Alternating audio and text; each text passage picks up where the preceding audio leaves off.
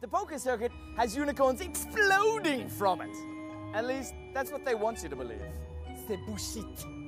This is the real circuit, a visual orgasm, Uncle, orgasm of trash cans, shit-stained hotel rooms, and your favorite poker faces. Mesdames et messieurs, en direct au Hôtel de Rio, je voudrais présenter the circuit.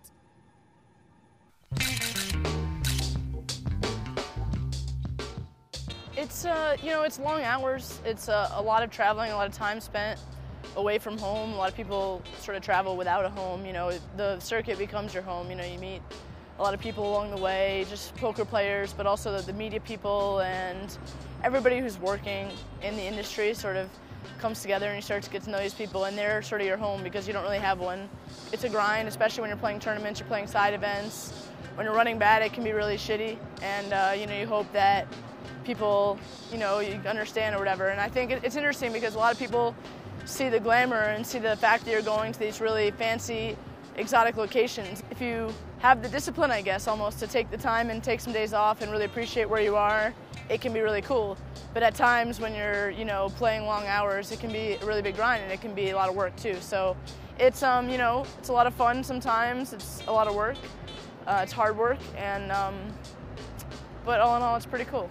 I do think that I have been a role model. I'm not gay. I'm not openly gay because I think it's, because I'm trying to inspire anybody. I'm openly gay because that's how I live my life, and if people don't like it, they can take a hike, basically. But, I do think that being vocal about it and, just not being ashamed of it is inspiring for a lot of people, because I'm getting the TV time that a lot of people aren't getting, and I'm able to use it in the way that, there are so few openly gay people on TV.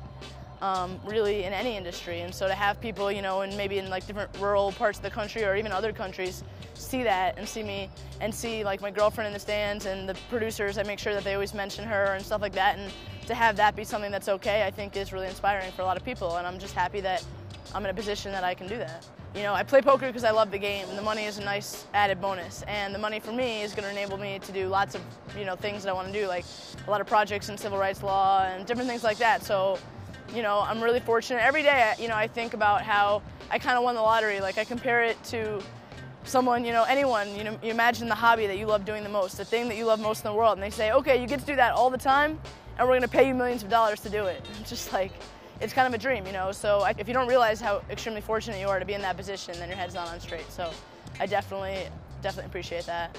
I don't know where it's going to be a couple years down the road, and the thing about poker and poker players is that we don't really, I don't know, at least me personally, I don't really ever have a plan. Like, I don't really know what's going to happen a year from now.